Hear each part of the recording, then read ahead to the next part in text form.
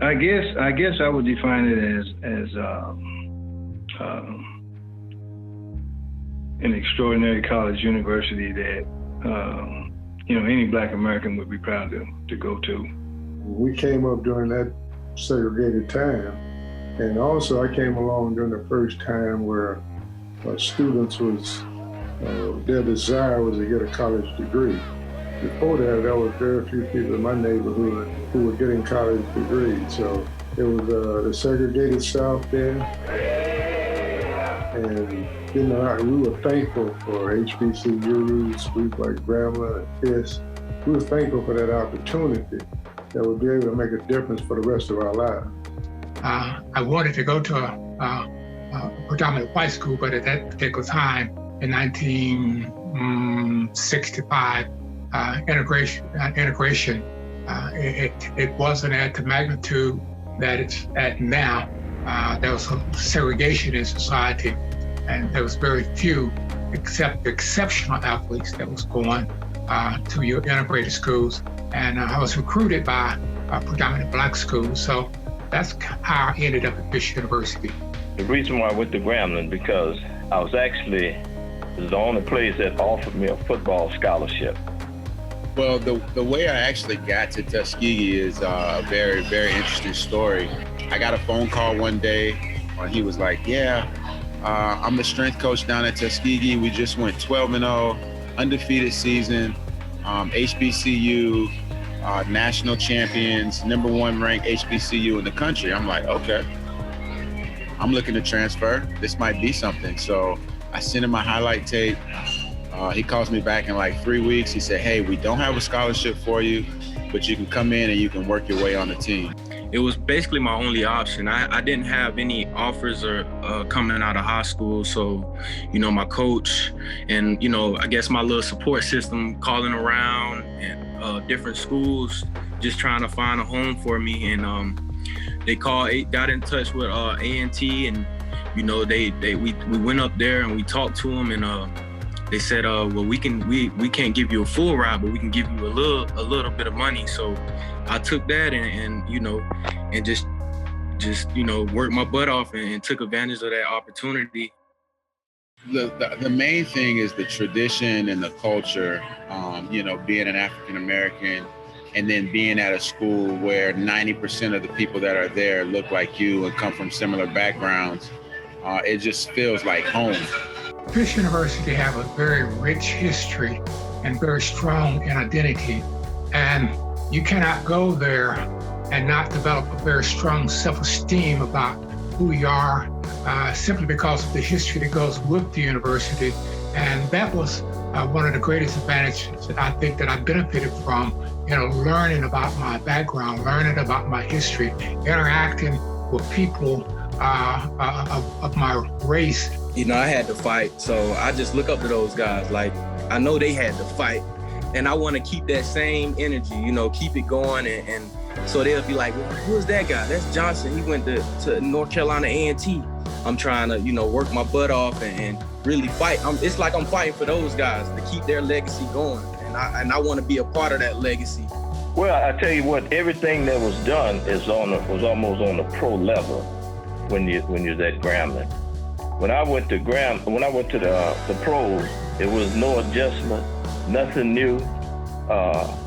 The way Coach Robinson ran his practice, the way he did things, the talent that we had there. When I went to the pros, it was, I'm not gonna say it was easy, but I really didn't have to adapt, because I was playing against some of the better guys that was playing the game right there at Grambling. When I got to Buffalo, no one really realized this, but I had a lot of confidence in way of, you could say, competing against the competitors that I had there. And mainly that confidence was built in a Black environment, because I never competed against my white brothers. And so when I did, it's just that I was of the mindset that I felt very, I felt like I would be very successful.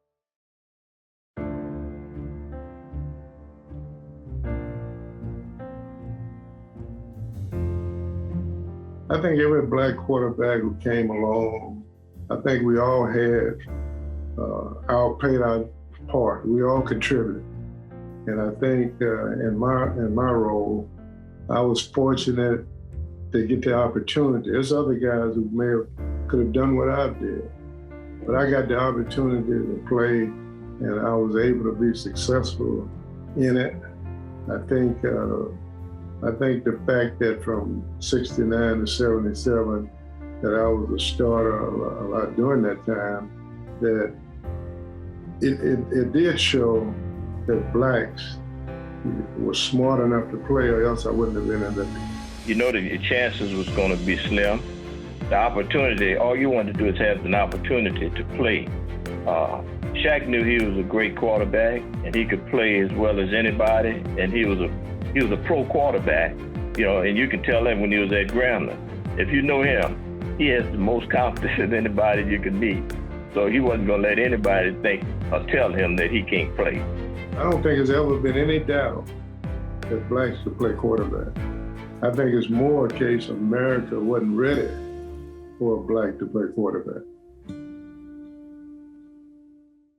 I think that athletes are sometimes have to carry the burden of being out in front and being that platform, but we can only do so much.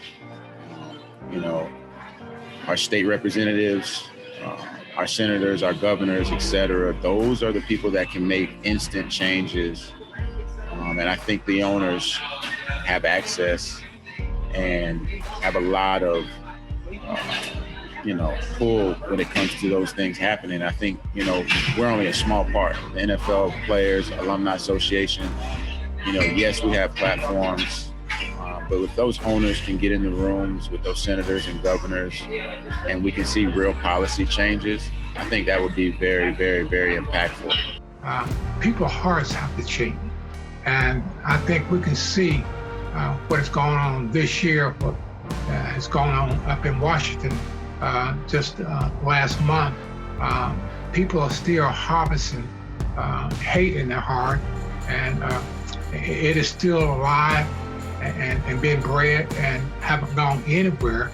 It's just that America has become so inclusive now.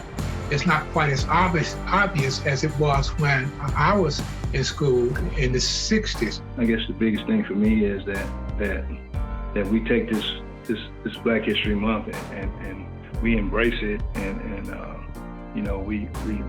we honor the people that have been successful, people that lived way before we did that were successful, that have come into the picture.